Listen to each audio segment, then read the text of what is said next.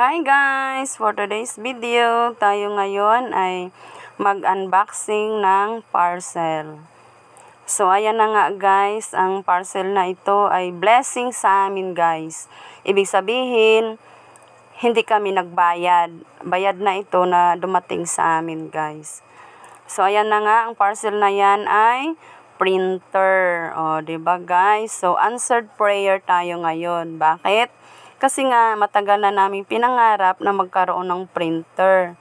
Kasi pag nagpa-print tayo sa labas, ang mahal ng singil. At madalas, sa church kami nagpiprint kasi nga, libre lang. Thank you, Lord. So, ayan na nga guys, tinesting na namin ang printer na yan at para masubukan kung may defect o wala. Pero, yun nga guys, ay walang defect guys. So, nakarating siya ng walang defect. So, salamat guys. At ang printer na yan guys ay 3-in-1. Meron siyang photocopy, scan, at print. At Canon ng kanyang brand. So, sobrang saya namin guys kasi nga, syempre, matagal na naming pinangarap yan. Alam mo na, meron akong 2 college at 1 senior high. Napakagastos talaga. So, kung gusto nyo yung printer na yan guys, ilagay ko lang sa comment section ang link guys. So, kayang-kaya nyo yan bilhin guys.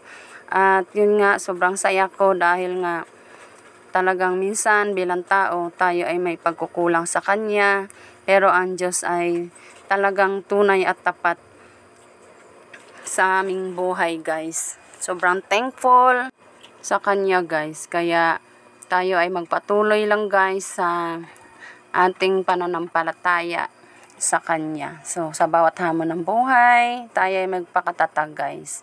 Kasi sa bawat araw, marami talaga tayong mga pagsubok, struggle. Kaya magpakatatag lang tayo. Thank you and God bless.